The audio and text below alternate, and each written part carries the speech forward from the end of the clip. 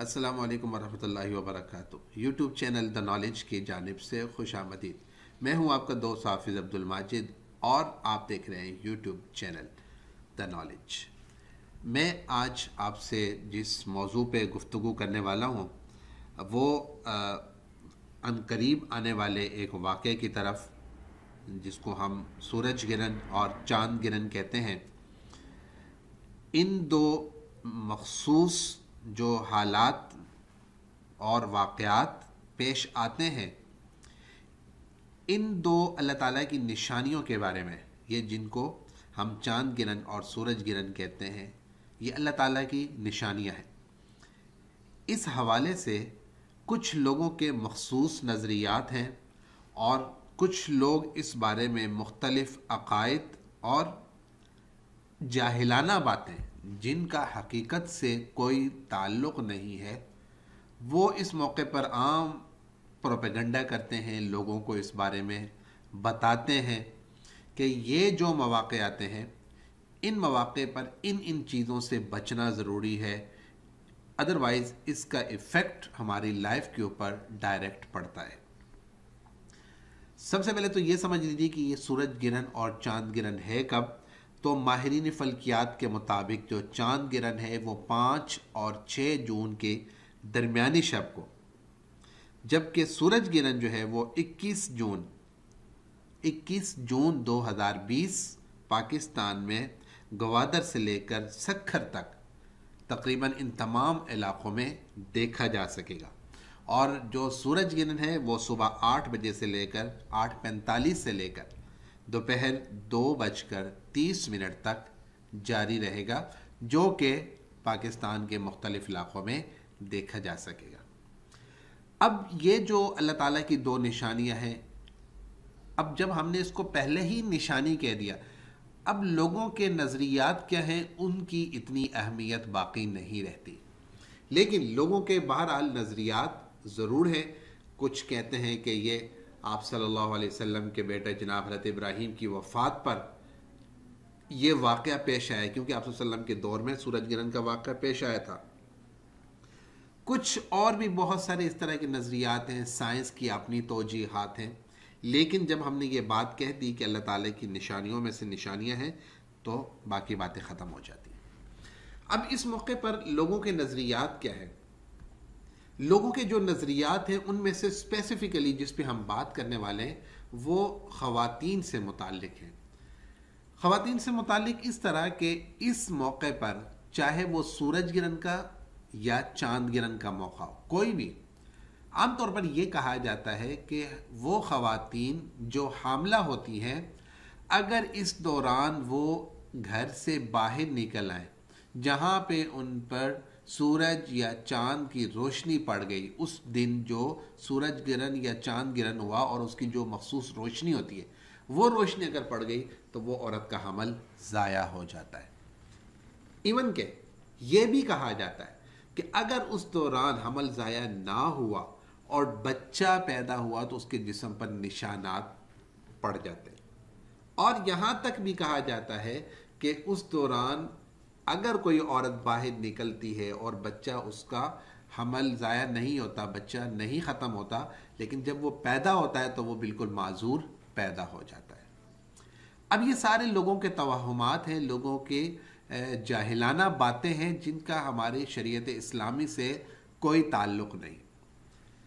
آپ صلی اللہ علیہ وسلم،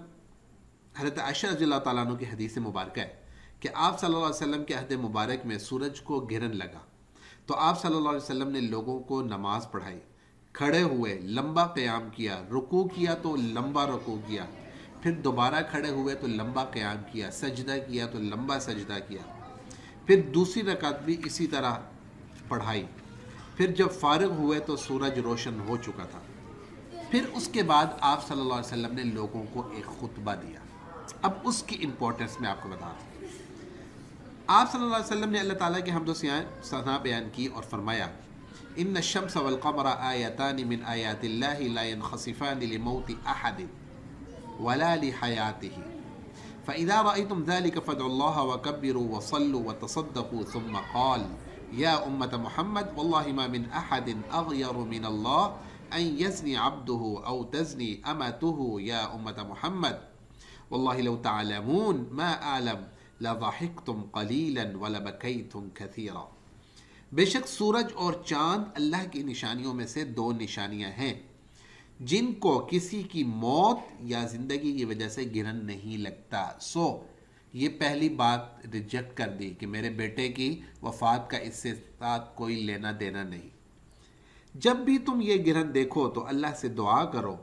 تکبیر کہو، نماز پڑھو اور صدقہ دو. گویا کہ یہ اعمال کرنے کا حکم دیا جا رہا ہے.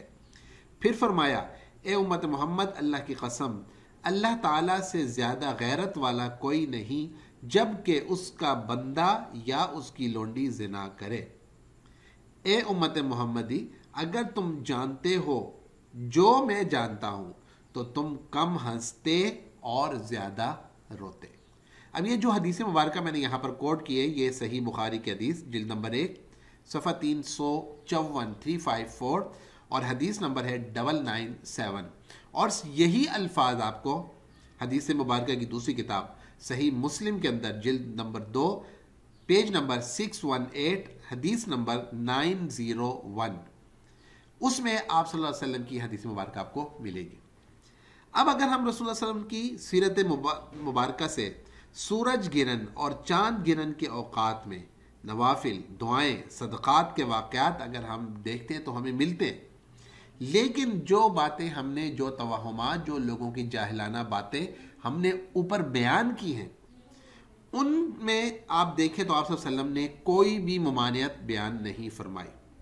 اور کہیں پر بھی سورج گرہن اور چاند گرہن کے وقت حاملہ خواتین کے لیے کوئی بھی خصوصی احکامات بیان نہیں فرمائے. گویا کہ اس کا سورج گرہن اور چاند گرہن کے ساتھ کوئی بھی تعلق نہیں ہے. دوسری بات یہاں پر جو سمجھنے والی ہے، جو آپ کو اپنے ذہن میں رکھنی چاہیے کہ سورج گرہن کے وقت اس کی شعاؤں کا جو تعلق ہے اور ان شعاؤں کا حاملہ عورت کے ساتھ یا عام آدمی کے آنکھوں کے ساتھ جو تعلق ہے وہ طب کی حیثیت سے ہے. یعنی اس کا فزیکل جو تعلق ہے وہ مذہب یا شریعت کے ساتھ نہیں ہے. ایک علم ہے، ایک سائنس ہے، طب ہے، ڈاکٹری کا وہ علم ہے، اس کے ساتھ اس کا تعلق ہے. لیکن ان تمام ہدایات کو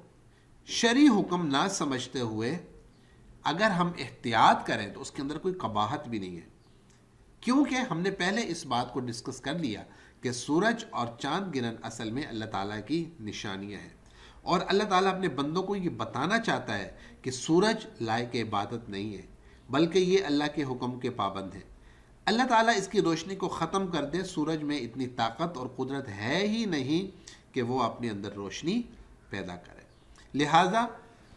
یہ بات ذہن میں رکھنا کہ اگر اس موقع پر عورت کا حمل ضائع ہو جاتا ہے یا بچہ پیدا ہو بعد میں اور وہ معذور ہو جائے، اس کے جسم پر نشانات پیدا ہوں تو اس کا تعلق طب کے ساتھ ہے. اس کی جینیات سے کوئی